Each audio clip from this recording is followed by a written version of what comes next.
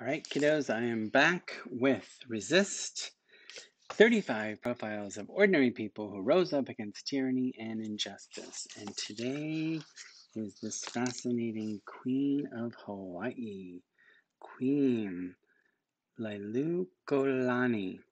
Liliuokalani.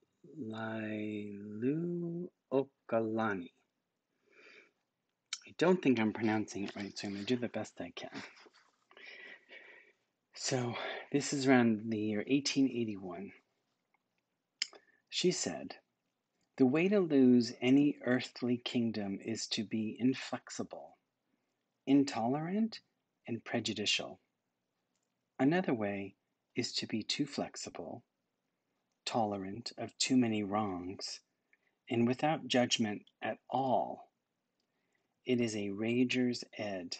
It is the width of a blade of grass." As a little girl, she loved growing up in Hawaii. Her country was one nation made of hundreds of little islands and 8 big ones spread across the Pacific Ocean. She loved how the tropical breezes blew warm across her skin and how the ocean shone blue in every direction. When she looked up at the mountains and the volcanoes, she felt that she might live 100 lifetimes and never climb every rock crevice. Hawaii was vast and majestic, a paradise, and one day she would be its queen. Lily loved music and dedicated herself to learning both traditional European and classical Hawaiian instruments. She played the guitar, the piano, the ukulele, and the zither. She learned to sing in Hawaiian and English. She wrote and published more than 160 songs. Music kept her company when she was lonely. Music made her feel strong when she felt weak. She once wrote, quote, "To compose was as natural to me as to breathe. And this gift of nature, never having been suffered to fall into disuse, remains a source of the greatest consolation to this day, hours of which I might have found long and lonely, passed quickly and cheerfully by, occupied and soothed by the expression of my thoughts in music." End quote. Years later,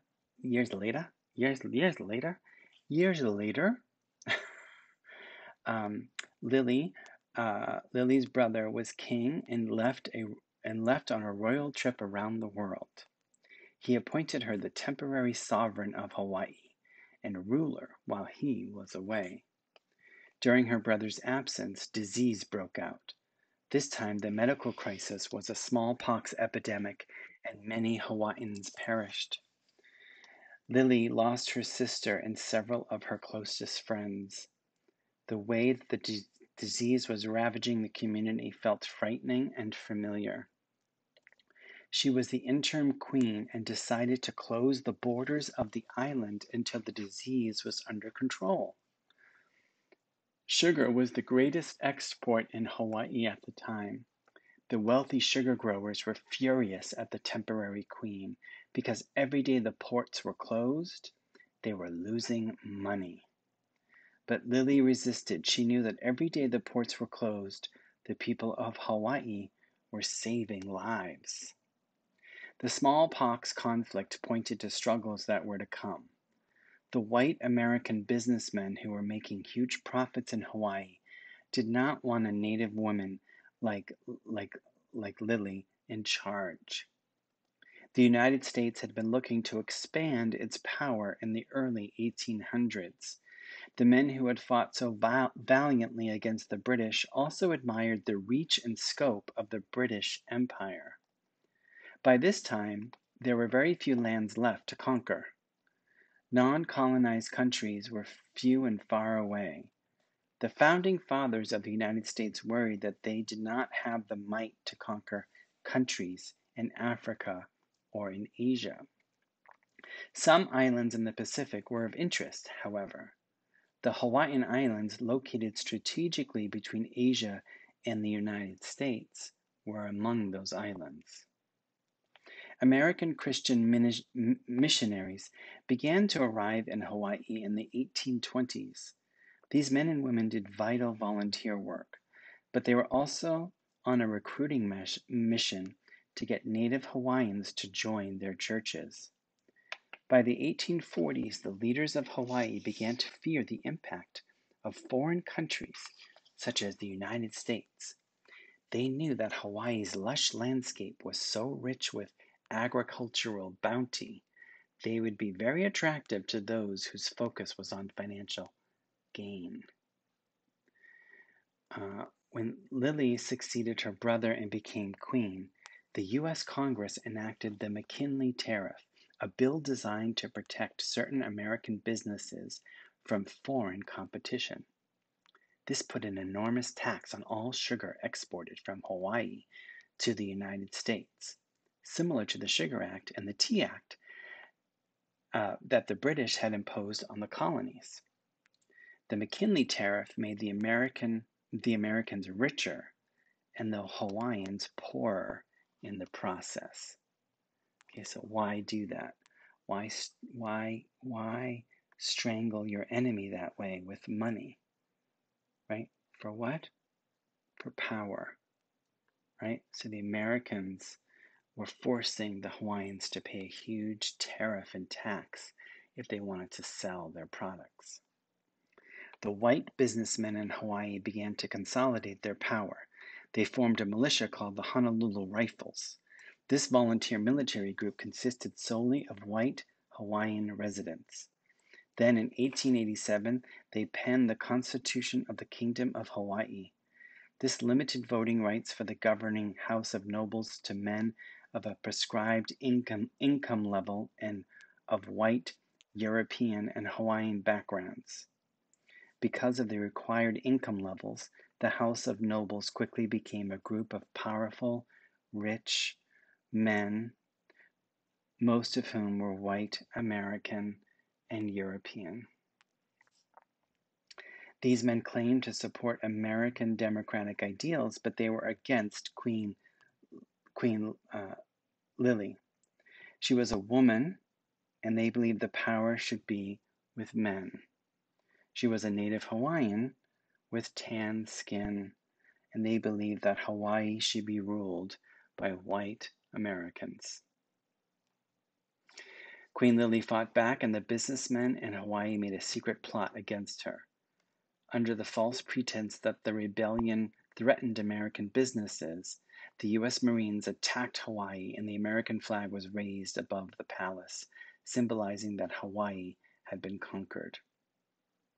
Queen Lily was forced to abdicate her throne, and Sanford B. Dole was appointed the first president of the Republic of Hawaii.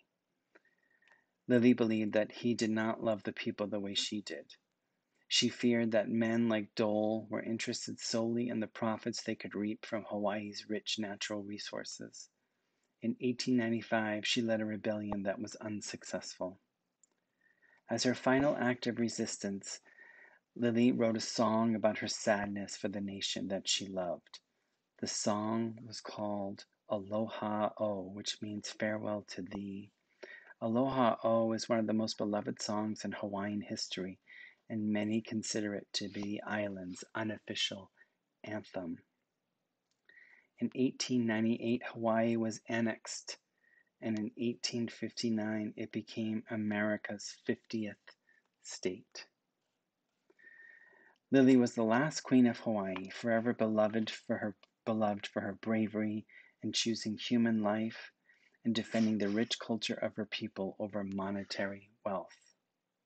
Her life reminds us that even when we do not succeed in our goals, there is a tremendous value in clarifying and acting upon our ideas. As Queen Lily once wrote to her daughter, quote, "I could not turn back the time for political change, but there is still time to save our heritage. You must remember never to cease to act